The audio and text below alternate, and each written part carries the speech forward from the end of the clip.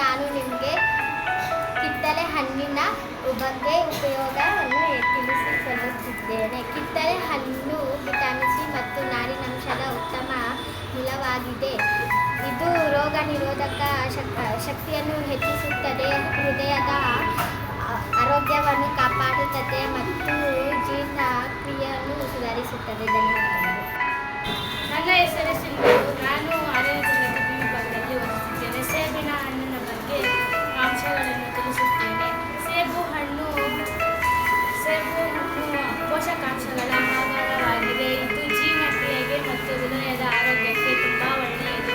ಇದರಲ್ಲಿರುವ ಪೆಕ್ಟಿನ್ ಎಂಬ ಫೈಬರ್ ನಷ್ಟಕ್ಕೆ ಹಾಗೂ ತೂಕ ನಷ್ಟಕ್ಕೆ ಹಾಗೂ ಮಧುಮೇಹ ನಿಯಂತ್ರಣಕ್ಕೆ ಸಹಾಯ ಮಾಡುತ್ತದೆ.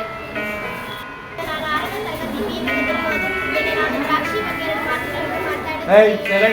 ದ್ರಾಕ್ಷಿ ಹಣ್ಣು ಆಂಟಿ ಆಕ್ಸಿಡೆಂಟ್ಗಳನ್ನು ಹೊಂದಿರುವ ದ್ರಾಕ್ಷಿಯಲ್ಲಿರುವ ರೆಸ್ಟೋರಾಂಟ್ ಅಂಶವು ರಕ್ತನಾಳಗಳನ್ನು ಆರೋಗ್ಯವಾಗಿಸುತ್ತದೆ ಹಾಗೂ ದೇಹದಲ್ಲಿನ ಉರಿಯೂತವನ್ನು ತಡೆಯಲು ಸಹಾಯ ಮಾಡುತ್ತದೆ. ಮೆದುಳಿನ ಆರೋಗ್ಯವನ್ನು ಉತ್ತೇಜಿಸಿ ಜ್ಞಾಪಕ ಶಕ್ತಿಯನ್ನು ಹೆಚ್ಚಿಸುತ್ತದೆ ಮತ್ತು ಕ್ಯಾನ್ಸರ್ ತಡೆಗಟ್ಟವಲ್ಲ ಸಹಾಯ ಮಾಡುತ್ತದೆ. ಇದರಲ್ಲಿ vitamin C, vitamin K, vitamin B ಅಂಶಗಳಿವೆ.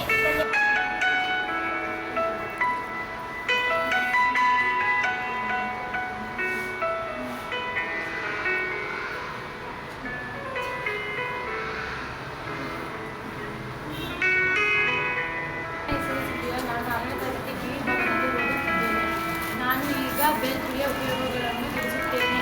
ಬೇಲ್ಪುರಿಯು ಅತ್ಯಂತ ಜನಪ್ರಿಯ ಹಾಗೂ ಹಗುರವಾದ ತಿಂಡಿಯಾಗಿದ್ದು, ಇದನ್ನು ಹೆಚ್ಚಾಗಿ ಸಂಜೆಯ ವೇಳೆ ಸೇವಿಸಲಾಗುತ್ತದೆ. ಇದನ್ನು ಚುರುಮುರಿ ಹಾಗೂ ಮಂಡಕ್ಕಿ ಎಂದು ಕರೆಯುತ್ತಾರೆ. ಈ ಬೇಲ್ಪುರಿಯ ರುಚಿಯ ಜೊತೆಗೆ ಹಲವಾರು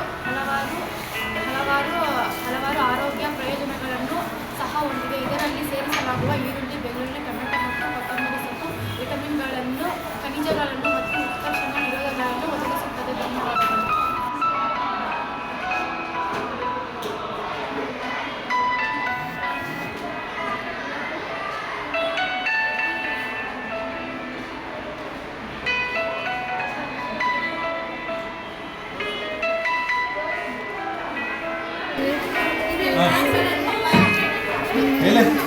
मैं आई थी शक्ति सिंह बोलते